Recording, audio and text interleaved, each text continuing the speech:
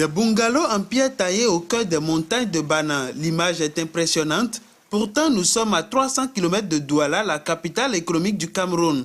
La vallée de Bana est désormais une destination touristique à l'ouest du Cameroun. Située à 10 km de Bafang, chef-lieu du département de Haut-Nkam, cette vallée s'étend sur un domaine de 3 hectares entièrement aménagé pour la promotion de la culture de cette localité. Aujourd'hui, l'Ouest aussi a une partie de sa tradition et notre culture à l'Ouest doit aussi être valorisée. Pour la vulgariser, il faut des instruments comme la vallée de Bana. Nous essayons à la limite du possible à mener la modernité dans les coins les plus reculés pour que Bana, qui est un arrondissement, puisse devenir au Cameroun et voire même dans le monde une destination touristique.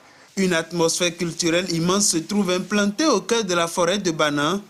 En moins de 2 ans seulement, le site internet de ce lieu a enregistré plus de 3 millions de visiteurs et les curieux s'y rendent. Avec la pierre, avec les éléments qui ont été utilisés pour la construction de cet hôtel, on trouve cet esprit aussi beaucoup.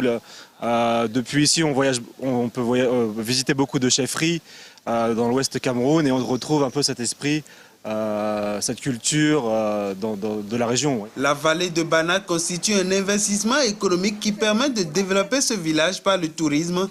Anne est l'une des premières bénéficiaires des retombées économiques.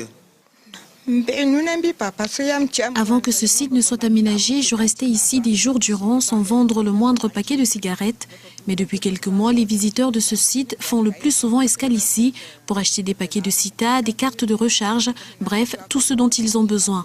Et du coup, parfois je réalise entre 8 et 10 000 francs CFA de vente par jour. Grâce à son relief montagneux et aux multiples chefferies, la région de l'ouest du Cameroun dispose d'énormes potentiels touristiques.